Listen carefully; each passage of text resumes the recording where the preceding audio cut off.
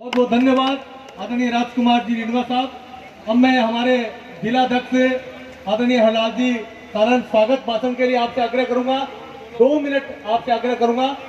आदरणीय हरलाल जी सारण, जोरदार तालियों से आप इनका स्वागत करें। हमारे जिला अध्यक्ष, ऊर्जावान जिला अध्यक्ष आदरणीय हरलाल जी। सबसे पहले तो मैं इस परिवर्तन यात्रा में पधारे हमारे केंद्रीय मंत्री कैलाश चौधरी जी का स्वागत करता हूं। आप और हम सबके बीच में पिछले 35 साल से गरीब और किसान की सेवा करने वाले नेता पटना राजेंद्र राठौड़ साहब का स्वागत करता हूं, सीआर चौधरी साहब का और सभी अतिथियों का आभार करता हूं। मैं राजपाल जी आपका, पूरी टीम का, भागीरथ सिंह जी और सबकी टीम का बहुत बहुत स्वागत करता हूं। आपने परिवर्तन यात्रा की इतनी बड़ी भीड़ करके आपने स्वागत किया, आपको बहुत बहुत धन्यवाद। बहुत बहुत धन्यवाद। आदरणीय धर्मवीर जी पुजारी, 1 मिनट का समय। धर्मवीर जी पुजारी।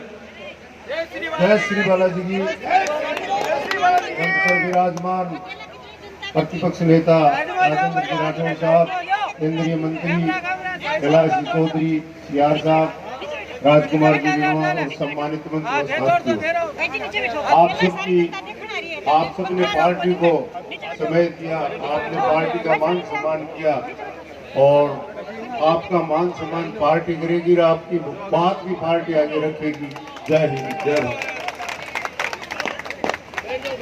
बहुत बहुत धन्यवाद। अब मैं आग्रह करूंगा हमारे बीच विराजमान केंद्रीय मंत्री आदरणीय कैलाश जी चौधरी साहब से जोरदार तालियों से स्वागत सम्मान करें। कैलाश जी चौधरी साहब, ये माइक चालू करना, सेकंड माइक। हेलो, बोलो भारत माता की। थोड़ा जयकारा जोर से हो जाए। भारत माता की। दोनों के बीच के दोनों हाथ ऊपर करके, जिसके एक हाथ है वो एक हाथ करे ऊपर, जिसके 2 है वो 2। बोलो भारत माता की। आज इस परिवर्तन यात्रा के यहाँ पर पहुंचने पर इस यात्रा में हमारे साथ आए हमारे प्रतिपक्ष के नेता और मेरे बड़े भाई आदरणीय राजेंद्र सिंह जी राठौड़ साहब, साथ ही मंच पर विराजमान है पूर्व केंद्रीय मंत्री आदरणीय सीआर चौधरी साहब और हमारे मध्य विराजमान है प्रदेश के मंत्री आदरणीय सरवर सिंह जी बगड़ी और जिले के अध्यक्ष आदरणीय हरलाल जी सारण साहब और पूर्व मंत्री विधानसभा में मेरे साथ रहे और जैसा इन्होंने कहा कि मेरी सीआर बनने का काम किया था, ऐसे राजकुमार जी रिंगवा जी और सभी मंच पर बैठे हमारे नेतागण और सामने बैठे सभी दूर दराज से, गांव-गांव और ठाणे से आए हुए सभी सज्जनों, सभी मेरे युवा साथियों, मातृशक्ति के रूप में बैठी माता और बहनों, आज ये परिवर्तन यात्रा यहाँ पर पहुंची है और जिस तरह से आपने भव्य स्वागत किया, इसके लिए मैं आप सभी को बहुत बहुत धन्यवाद और बहुत बहुत साधुवाद प्रकट करता हूँ। हम थोड़ा आपके बीच में लेट आए, इसके लिए क्षमा चाहते हैं, क्योंकि ये यात्रा 2 तारीख से जब से ये रवाना हुई है, आदरणीय राष्ट्रीय अध्यक्ष जी ने जब हरी झंडी दिखाकर इसको रवाना किया था, तो जहां जहां भी ये जा रही है यात्रा, इसका जिस तरह से भव्य स्वागत हो रहा है, जिस तरह से स्वागत और सम्मान किया जा रहा है इस यात्रा का, इससे ये स्पष्ट हो चुका है कि राजस्थान की जनता अब परिवर्तन चाहती है और परिवर्तन के सिवा कुछ नहीं चाहती, क्योंकि राजस्थान अब जंगल राज बन चुका है। राजस्थान आज जहां पर देखा जाए तो भारत तरक्की कर रहा है, भारत आगे बढ़ रहा है। नरेंद्र मोदी जी के नेतृत्व के अंदर भारत के प्रधानमंत्री नरेंद्र मोदी जी एक अंतिम व्यक्ति जो बैठा है गांव के अंदर, उसकी चिंता कर रहे हैं, उनके लिए योजनाएं बना रहे हैं। और वहीं पर देखा जाए तो प्रधानमंत्री नरेंद्र मोदी जी ने चाहे इंफ्रास्ट्रक्चर की दृष्टि से हो, देश को आगे बढ़ाने का काम किया है। आपने देखा आज हाईवे हो चाहे सड़कों के चाहे एयरपोर्ट हो, चाहे रेलवे की कनेक्टिविटी हो। और इन सभी को देखते हुए लगता है कि भारत के प्रधानमंत्री नरेंद्र मोदी जी आज भारत को विश्व के अंदर 1 नंबर पर ले जाने की अग्रसर है, और हम सब इसको भली भांति देख रहे हैं। नरेंद्र मोदी जी वो काम करते हैं जो देश को विश्व के अंदर स्थापित कर सके 1 नंबर पर। आपको मैं कुछ उदाहरण देकर बताना चाहता हूं कि उनके जेहन के अंदर एक चीज है, उनके मन में है कि देश मेरा हर जगह पर 1 नंबर पर हो। जब प्रधानमंत्री बने नरेंद्र मोदी जी तो उन्होंने कहा कि सबसे पहले तो मेरे गांव में रहने वाला गरीब व्यक्ति है, जिसको दुनिया के अंदर जब लोग जाते हैं तो एक बात करते हैं कि हिंदुस्तान गरीबों का देश है, और जब भी कोई व्यक्ति दूसरा वहां पर जाता है तो उनको इस देखहीन भावना से देखा जाता था कि हिंदुस्तान गरीबों का देश है। इस छवि से हम कैसे बाहर निकाले हिंदुस्तान को, क्योंकि वास्तव में यहाँ पर गरीबी थी।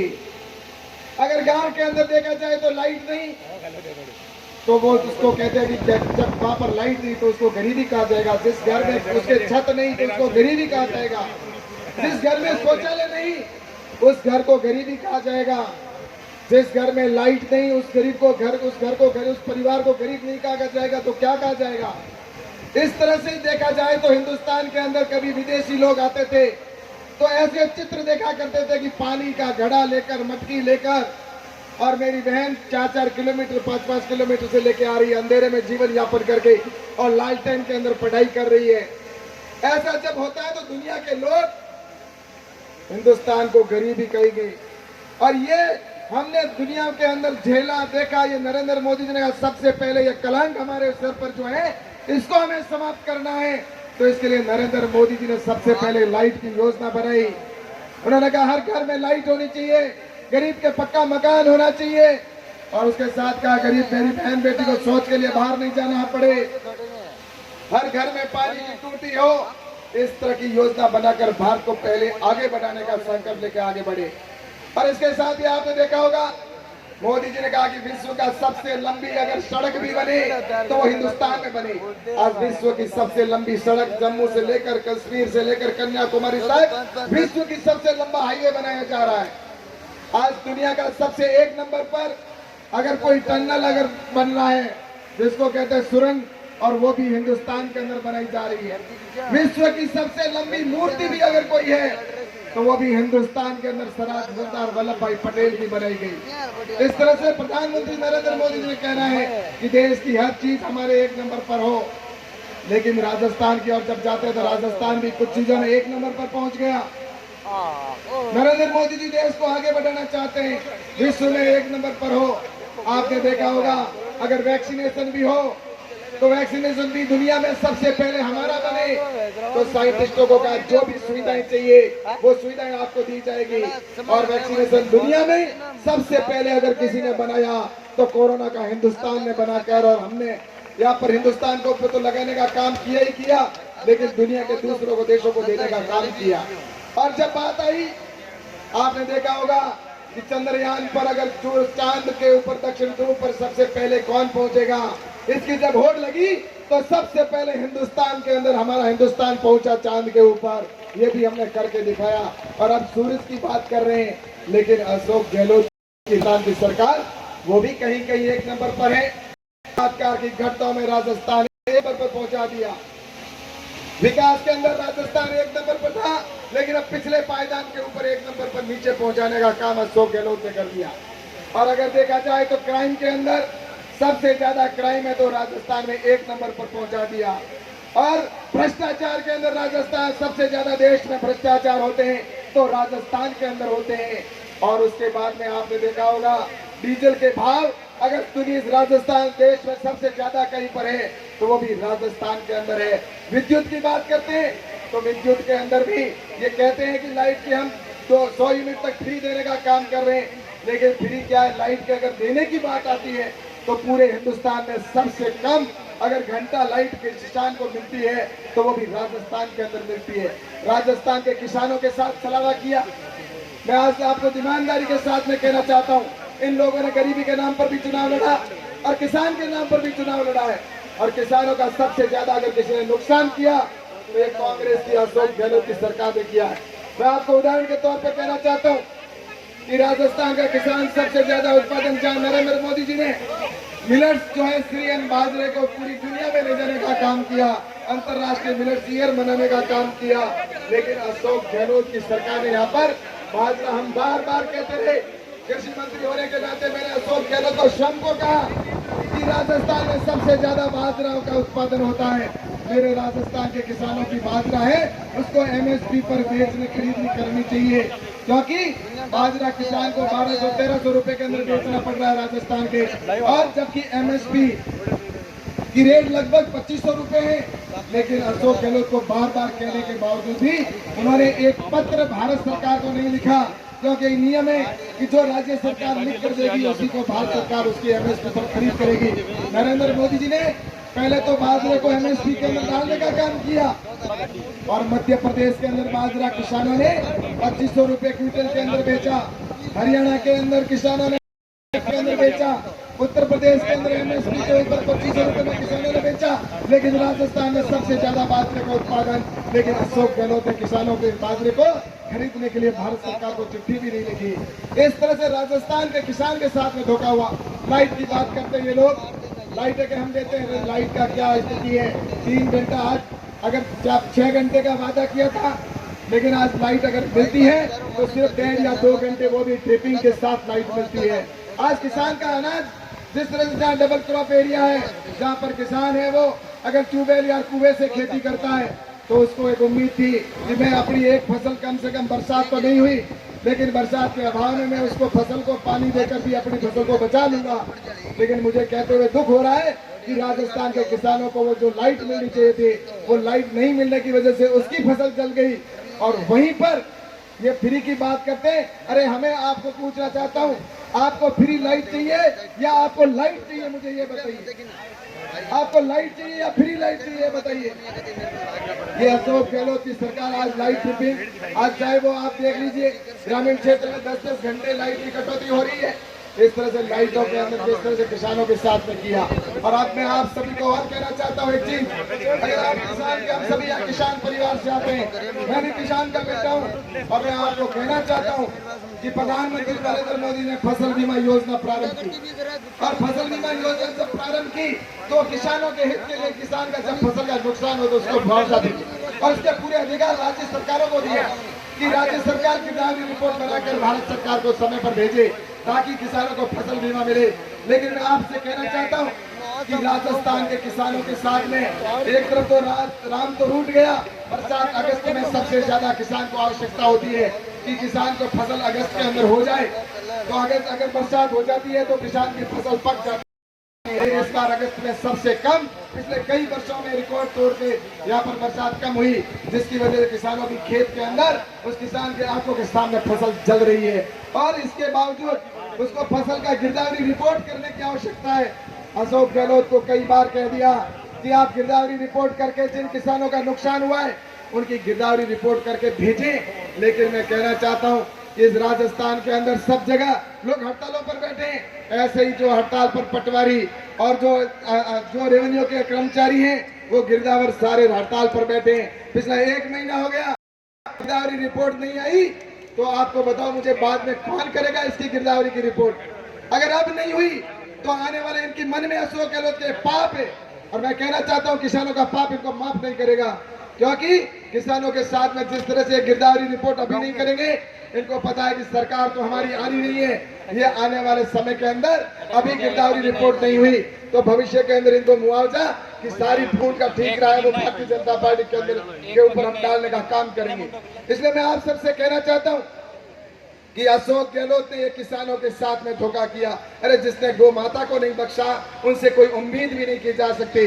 लंपी की बीमारी आई, लाखों गायें मर गई, उस समय भी केंद्र सरकार ने बार बार कहा था कि जितना पैसा चाहिए ले जाइए, लेकिन अशोक गहलोत एक ही कहता रहा, अशोक गहलोत कि ये केंद्र का विषय है, केंद्र उसको राष्ट्रीय आपदा घोषित करे। और जब पैसा दे दिया तो उसके बाद में कौन सी घोषणा करनी रह गई। लेकिन इन्होंने उस गायों को भी मरते हुए हम सब ने अपनी आंखों से देखा है, इसलिए गायों का पाप भी इनको कभी माफ नहीं करेगा।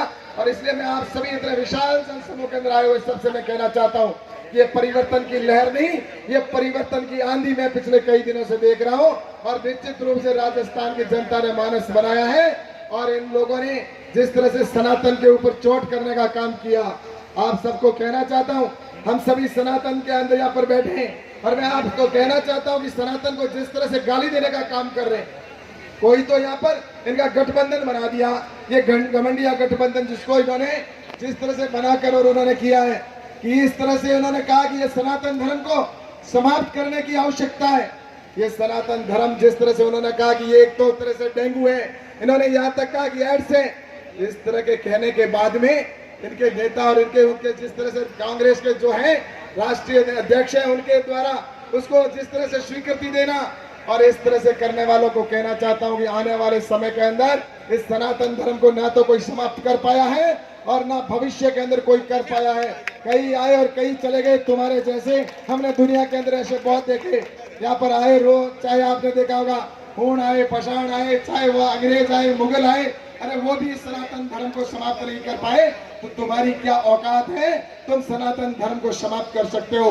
इसलिए मैं आप सभी से कहना चाहता हूँ कि सनातन को गाली देने वालों को इस चुनाव के अंदर हमें सबक सिखाने की आवश्यकता है। ये स्पष्ट करे कि ये क्या कहना चाहते हैं। अशोक गहलोत भी इसके ऊपर स्पष्ट करे कि सनातन के ऊपर चोट करने वाले लोग क्या आप इसके ऊपर कुछ बोलना चाहते हैं। लेकिन मैं कहना चाहता हूँ कि आने वाले समय के अंदर हम सब यहाँ से एक हुंकार भर के जाएं और इस यात्रा के अंदर जो आप सभी समर्थन करने के इसका स्वागत करने के लिए आए हैं, भेजकर आप सभी को आशीर्वाद दें और सभी जोर से हुंकार भरें और इस यात्रा का समर्थन करें। आप सभी को जोरदार मुट्ठी भीजते हुए संकल्प की मुट्ठी को भीजकर दोनों हाथ ऊपर करें और बोले भारत माता की, भारत माता की। धन्यवाद। जय हिंद, जय भारत। बहुत बहुत धन्यवाद आदरणीय कैलाश जी चौधरी साहब का। भारतीय जनता पार्टी का यहाँ प्रदेश नेतृत्व से, जिले नेतृत्व से और भारतीय जनता पार्टी रतनगढ़ विधानसभा के सभी नेता यहाँ पर पधारे हैं। भारतीय जनता पार्टी के मेरे सामने मंच की ओर बैठे सभी भारतीय जनता पार्टी के कार्यकर्ता, रतनगढ़ विधानसभा से पधारे हुए सभी आमजन और सुधीजन, आपके बारे में दो पंक्तियां कहूंगा कि वसुधा का नेता कौन हुआ, वसुधा का नेता कौन हुआ, भूखंड विजेता कौन हुआ, अतुलित यश क्रेता कौन हुआ, नव धर्म प्रेरणाता कौन हुआ, जिसने ना कभी आराम किया विघ्नों में न रहकर नाम किया, जिसने ना कभी आराम किया विघ्नों में रहकर नाम किया। जो लाक्षागृह में जलते हैं वही सूरमा बनकर निकलते हैं, वही सूरमा बनकर निकलते हैं। ऐसे हमारे सूरमा विधानसभा में हम सबकी आवाज बनकर उभरने वाले आदरणीय नेता प्रतिपक्ष राजेंद्र जी राठौड़ हमारे बीच में पधारे। मैं बहुत बहुत स्वागत अभिनंदन करते हुए आपका स्वागत करता हूँ। आज हम सबको आप संबोधित करें आदरणीय राजेंद्र जी भाई साहब।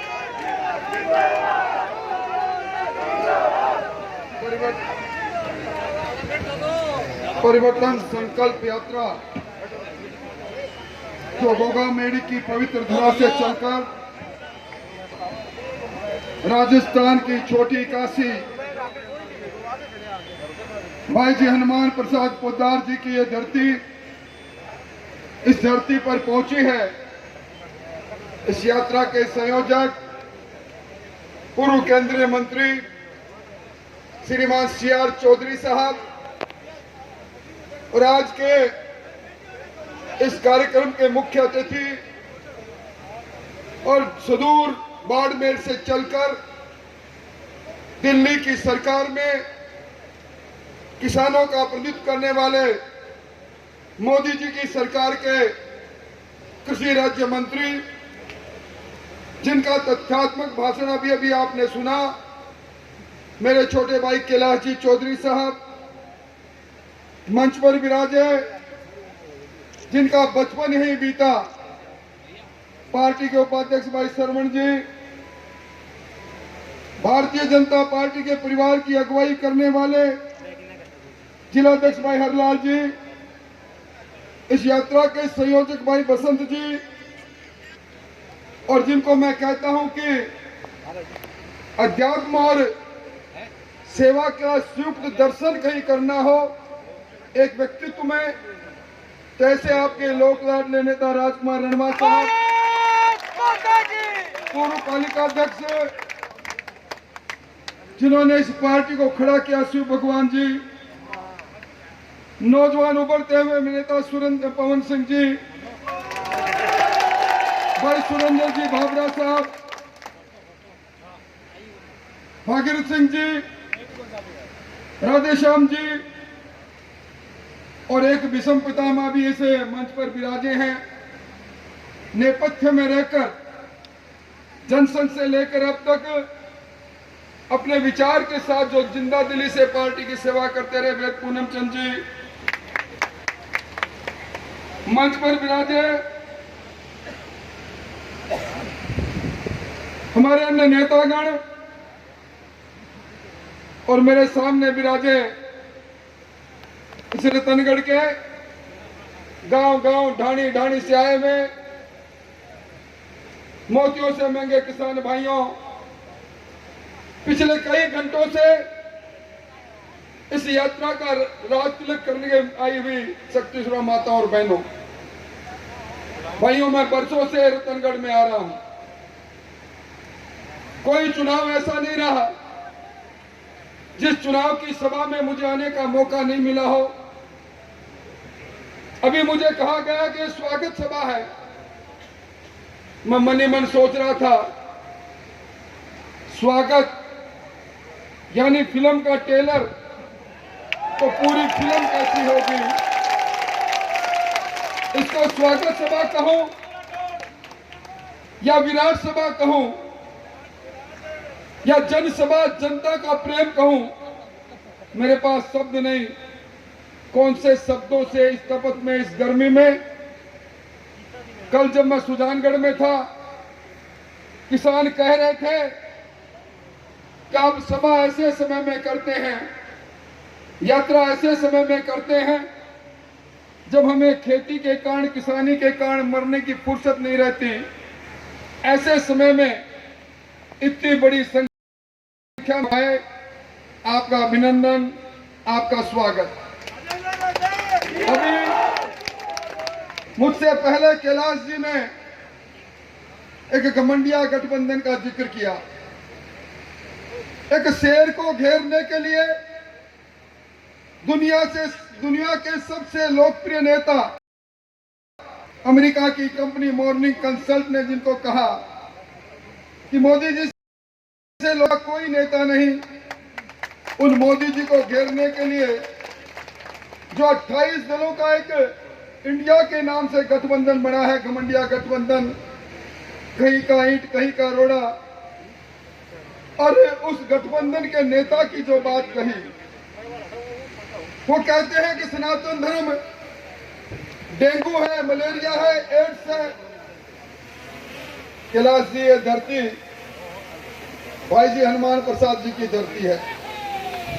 उन्होंने स्वतंत्रता का संग्राम लड़ा, पर इस पूरी दुनिया में, इस हिंदुस्तान में गीता प्रेस के माध्यम से सनातन के लिए जो प्रवाह किया उन्होंने, यह सनातन की वो धरा है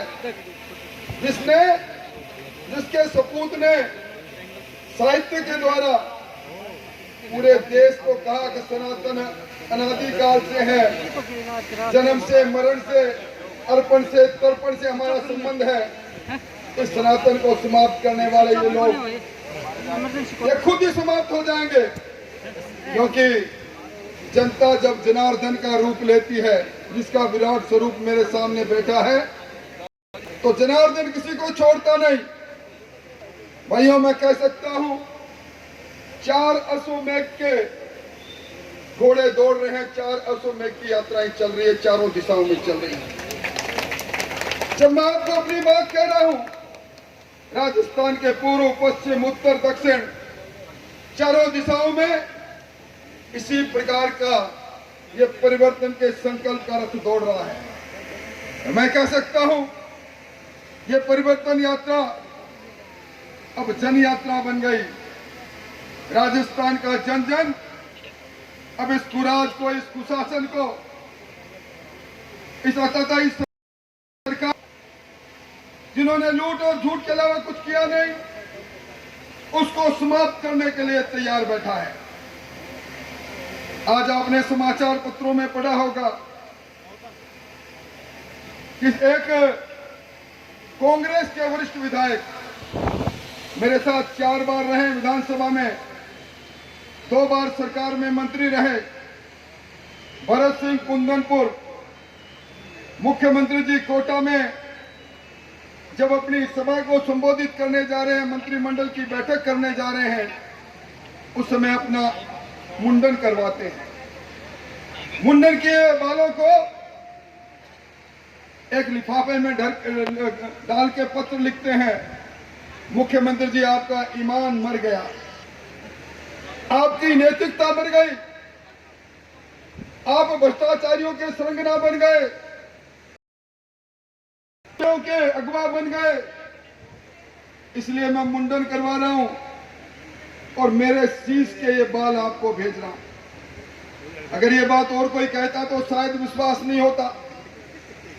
आपने 4 दिन पहले देखा होगा, अभी चिंता व्यक्त की कैलाश जी ने बिजली के लिए। कैलाश जी ये बिजली तारों से चाकर अब बिजली के बिल आते हैं तब झटका जरूर लगता है।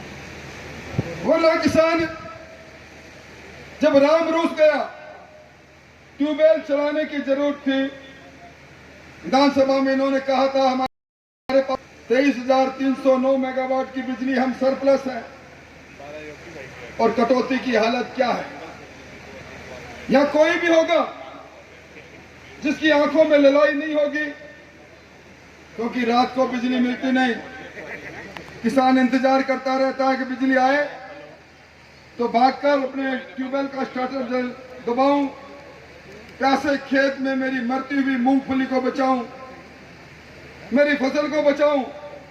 किसान भागकर स्विच की ओर बढ़ता है, पता लगता है कि बिजली चली गई। जिस तरह कांग्रेस आई है बिजली गई है, जब से कांग्रेस आई बिजली गई, तो गई करने का वक्त आ गया, ये वक्त आ गया है बदला लेने का। जब सरकार के मंत्री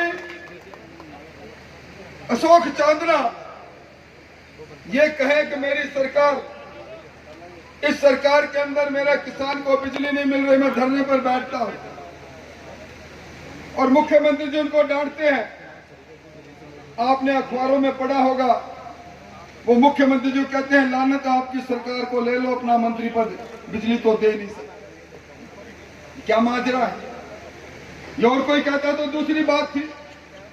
और एक मंत्री जी, वो लाल डायरी वाले मंत्री जी, वो राजेंद्र गुड़ा जी, वो मंत्रिमंडल की बैठक से बाहर निकले, अखबार वालों ने माइक सामने लगाया, बोला आज क्या क्या फैसला हुआ। उन्होंने कहा मैं क्या बताऊं, हमारी सरकार का तो अलाइनमेंट ही खराब हो गया। फिर वो बोले कि ये हमारी सरकार है, इस सरकार में कमीशन बढ़ते बढ़ते 50% हो गया। और फिर विधानसभा के अंदर जब हम चर्चा कर रहे थे, जिसका जिक्र अभी मुझसे पहले वक्ताओं ने किया, ये राजस्थान, ये रतनगढ़, हम हाथ में राखी बांधने वाली बहन की रक्षा के लिए जीवन दे देते हैं, हम उस संस्कृति के लोग हैं क्या नारी को ईश्वर के बराबर पूजते हैं।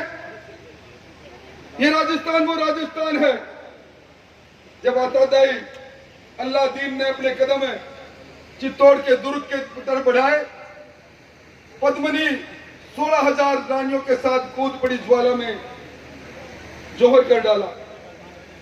ये मीरा की भक्ति का राजस्थान, ये राणा की शक्ति का राजस्थान।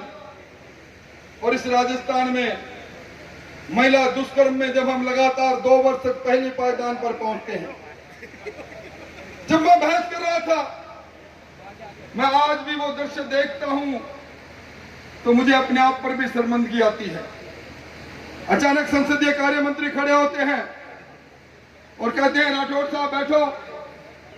मैंने सोचा कि मैंने कुछ आंकड़े रखे थे, शायद उसमें कुछ गलती रह गई होगी। संसदीय मंत्री शांति धारीवाल खड़े होकर कहते हैं यहाँ बलात्कार इसलिए होते हैं कि मर्दों का प्रदेश है। लानत है ऐसी सरकार पर। ऐसी सरकार हमारे पर शासन करे, उनसे जब हम शासित होते हैं तो आत्मग्लानि होती है।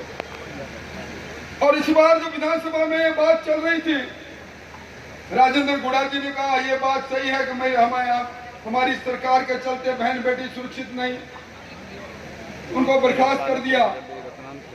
दूसरे दिन लाल डायरी लेकर आते हैं, कहते हैं ये लाल डायरी वो डायरी है। जब ईडी ने आपके मुख्यमंत्री जी के सलाहकार के छापा मारा, पर्यटन के अध्यक्ष के छापा मारा, ये लाल डायरी उन्होंने ऊपर से फेंकी, मैं नीचे लेके भागा। इस लाल डायरी के में काले अरबों में इस सरकार के भ्रष्टाचार का चिट्ठा है। मैं रखना चाहता हूं, जिस तरह लाल कपड़े से सांड भड़कता है, सरकार भड़क उठी और उसके बाद जो कुछ हुआ वो आपके सामने। उस लाल डायरी में लिखा कि मुख्यमंत्री जी ने अपने बेटे को आरसीए का अध्यक्ष बनाने के लिए एक ही रात में 120 करोड़ की रुपए बांट दिए। इसलिए भाइयों, ये सरकार लाल डायरी की सरकार, और इस सरकार के चलते आज किसी से भी बात करो, रीट का पेपर कहां मिलेगा, पीछे से आवाज आ गई, ये रीट का पेपर कहां मिलेगा, ये आवाज क्यों गूंजी? नाथी का बाड़ा लक्ष्मणगढ़ में इतना मजबूत कैसे हो गया? एक परीक्षा के अंदर 4 परिवार के लोग आरएस बन गए। उनके नौजवानों के साथ नाइंसाफी नहीं तो क्या है? एक के बाद एक 16 पेपर लीक होते हैं। 400 करोड़ रुपए तो फीस के वो नौजवान भरते हैं फर्मों में। 1.25 करोड़ नौजवान परीक्षा में भाग लेते हैं और एक कन्हैया लाल पारीक मंदरपुरा नहर का वो आत्महत्या करता है और आत्महत्या करने से पहले लिखता है, पिताजी आप धान मंडी में जाते हो और धान मंडी में जाकर बोरी उठाते हो, पीठ आपकी लाल में रात को देखता हूं। आपने मुझे कोचिंग में भेजा, आपने यही कहा बेटा इस बूढ़ी पीठ में इतना दम तो है कि साल 6 महीने जब तक तू मास्टर नहीं बनेगा मैं बोरी उठाना छोड़ूंगा नहीं। पेपर लीक होता है, वो नौजवान लिखता है, सॉरी पापा मैं आपका चेहरा आपकी पीठ देख नहीं पाऊंगा। इस कमजोर सरकार में, वीक सरकार में फिर पेपर लीक है, मैं मेरे जीवन को छोड़ता हूं। क्या ऐसी सरकार को हम बर्दाश्त करेंगे? आज मैं समाचार पत्रों में कैलाश जी आज ही मैंने पढ़ा, ये गोपाल केसावत, मुझे गर्व है सीआर चौधरी साहब आरपीएससी के चेयरमैन रहे। सोने में काट लग सकता है, सीआर चौधरी पर काट लगाने वाला पैदा नहीं हुआ। ये ईमानदारी का प्रतीक व्यक्ति बैठा है। पर अब आरपीएससी में क्या हो रहा है? ये गोपाल केसावत जिसको सरकार राज्य मंत्री का दर्जा देती है, वो गोपाल केसावत पीसीसी में जाता है, चरखा चलाता है और चांदी के चरखे में सोने के तार निकालता है। लोगों को कहता है 80 लाख रुपए लाओ, आरएस का पद आपको देना मेरी जिम्मेदारी है। पेशगी में 18.5 लाख रुपए लेते और पकड़े जाने के बाद आज उनका चालान पेश हुआ कल, और चालान के अंदर एंटी करप्शन की जो भ्रष्टाचार की जो धाराएं थी सारी समाप्त कर दी। इसने भ्रष्टाचार किया ही नहीं। ये सरकार का आईना नहीं तो क्या है? कौन है बाबूलाल कटारा? आरपीएससी में किसने नामजद किया था? अपने भांजे के साथ पेपर निकाल रहा था तिजोरी से, पकड़ा गया। किसने उसको भेजा था? कौन है डीपी जारोली? कौन है भूपेंद्र ढाका? ये सब लोग वो हैं जो सरकार की सरपरस्ती में पेपर का व्यापार कर रहे थे, नौकरियों को व्यापार थे। ऐसी सरकार को क्या हम छोड़ेंगे? मैं तो यही कहना चाहूंगा भाइयों, ये सरकार जो सरकार सिर्फ 0.5% मतों से बनी, 200 में से एक आदमी ने सोचा, उस वक्त जब हम बात करते थे किसान भाई कहते थे पूरा करना, मुझे याद आ रहा है वो समय मैं मेरे खुद के निर्वाचन क्षेत्र में घूमता था, पीछे से कोई न कोई कह देता था ये सहकारी बैंक के कर्जे से कभी मुक्त नहीं हुए, नया पुराना जरूर हो गया। अब कांग्रेस ने कह दिया कर्जा माफ हो जाएगा, इसलिए हम इस बार आप आदमी ठीक हो पर वोट कांग्रेस को देंगे। नौजवान से बात करते थे, नौजवान कहता था नौकरी मिल नहीं रही, शादी हो नहीं रही, पर जब तक नौकरी नहीं मिलेगी हमें जेब खर्ची के रूप में 35 रुपए महीने देने की बात कही। 10+2 किए हुए जो भी नौजवान होगा एम्प्लॉयमेंट एक्सचेंज में नाम 100 रुपए महीने के मिल गए, पैसे हो गया कर्जा माफ। आज जिन्होंने केसीसी का कर्जा ले लिया अपने जिले में बहुत लोगों ने लिया। किसान क्रेडिट कार्ड अटल बिहारी वाजपेयी ने प्रारंभ किया, बिचौलियों को समाप्त किया। उस केसीसी के कर्जे पर जिसने लोन लिया सरकार ने कहा माफ करेंगे। पहले कल्ला कमेटी बनाई, 2019 में कल्ला कमेटी अल्लाह के पास चली गई और अब इस बार विधानसभा में प्रस्ताव लेकर आए